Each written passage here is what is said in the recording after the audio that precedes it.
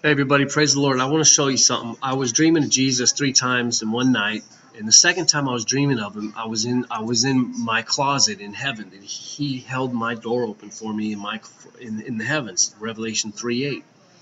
And I was in my closet, and I had some golf clubs there and everything, and I turned around, and there was a CD disc with a little V chipped out, blackened V chipped out, sitting on this desk. And I looked at him in confusion, and he said, "Don't take that."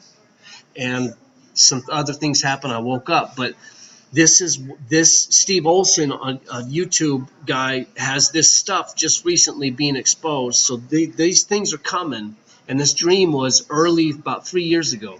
So this is what this video is about, people. This is coming.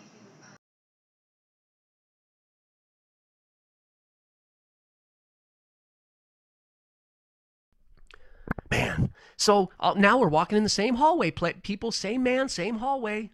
Now we're walking on the other side. All these doors.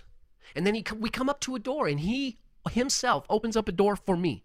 I can't open it, he does. And I go into this closet, and there was a set of golf clubs there. And I remember, in my dream, I remembered saying about 15 years ago when I was golfing in Sedona at the base of the Red Mountains, I said, man, I'd love to be golfing with God right now. In my dream, I knew I was heard. I was heard that day. As drunk as I was still heard. Why would there be golf clubs in my, because I knew, even in my dream. So I turned around after I put the golf clubs strapped around my shoulders, and I looked down, and there was a CD disc. Look, it looked just exactly like a compact disc. And I remember right after I had this dream a year ago, I called my brother Tyrone, and I was telling him about it, and I said, yeah, there was this compact disc looking thing, but it had a black V chipped out of it. And I didn't understand what it was. And he looked at me very seriously, and not even the word serious can't compare nothing, but he said I can't even come up with the word. Don't take that. And I said, okay. And I stepped away from it, and I went to go he was still in the doorway holding my door. And I went to go on the outside of that to walk through it. And all of a sudden I heard this whirlwind. And it stopped, and out of this whirlwind, I heard the voice call my name, Jason, but it was hurried and sudden, and I said, Daniel?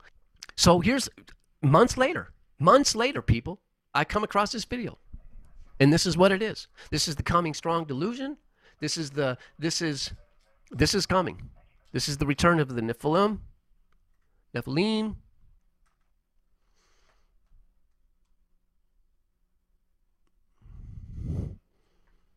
That's it right there. That's it. That's exactly what I saw, folks. Okay? It's exactly what I saw. Just sitting there, right there, sitting on the bench. It's exactly a compact disc with a little V chip out, right? That's what I saw. Don't take that. Just another sign that it's time to prepare.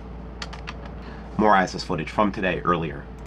Now, I'm moving it really fast, but I want to show that there's this shadow that seems to go across the frame.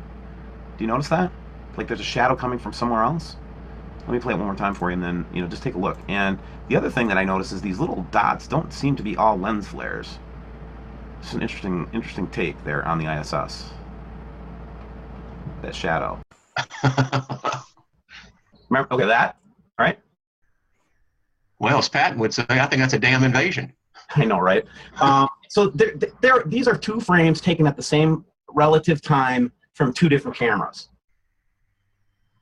You're telling me that both cameras are malfunctioning?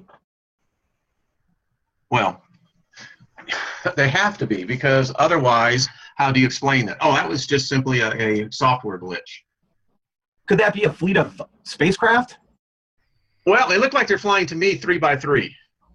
This is another image from ISS today, and now we're seeing that kind of, this could be part of that actual device in the background, but it also could be something out in space. Franklin, we see a long line, a couple of star-like things, and a lot of things swimming in the foreground. Can you describe what you're seeing? Well, the long line is a tether, and there's a little bit of debris that kind of flies with us, and it's illuminated by the sun at such low angle. So there's a lot of stray light, and it's getting washed out quickly, but Claude is trying to do a quick, good job here adjusting the cameras. Over the west coast of northern Africa. The two spacecraft now 90 nautical miles apart. Controllers for the satellite did have communications with it during the close pass between Columbia and the satellite.